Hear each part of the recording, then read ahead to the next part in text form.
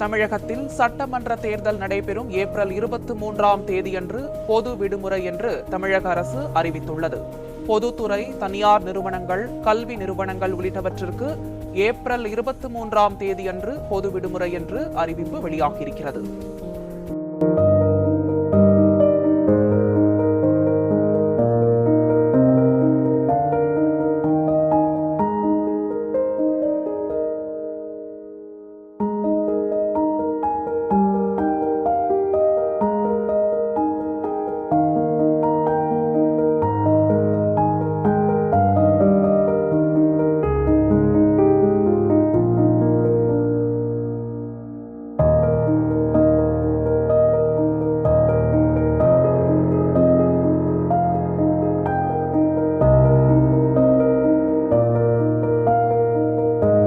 என்ன மாப்பிள, என்ன அப்படி டிப்டாப்பா கிளம்பிட்டீங்களா?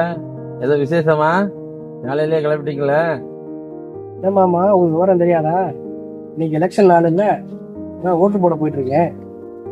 நீங்க வரலையா? இல்ல என்ன மாப்பிள, நான் வந்து ஓட்டு போட்டு யார் வந்து என்ன செய்ய போறேன்? 10 லட்சம் பேர் ஓட்டு போடுறேன்.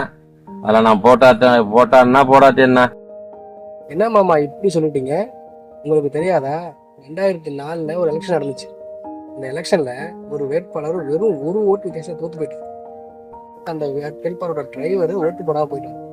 நம்ம அண்ணன் தானே ஜெயிச்சிருவாரு ஒரு நம்பிக்கையில ஓட்டு போட, இந்த ஒரு ஓட்டு போட்டிருந்தாருன்னா அந்த ஊரே இன்னைக்கு சொர்க்கமா மாறி இருக்கு.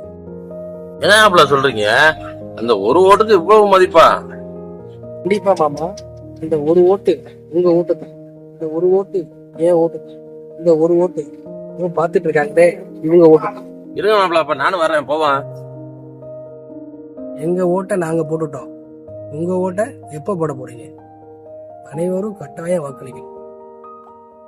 அன்பார்ந்த பெரியோர்களே, தாய்மார்களே மற்றும் என் இளைய தலைமுறை வாக்காளர் பெருமக்களே, நமது கிராமத்தின் வளர்ச்சி நம் கையில.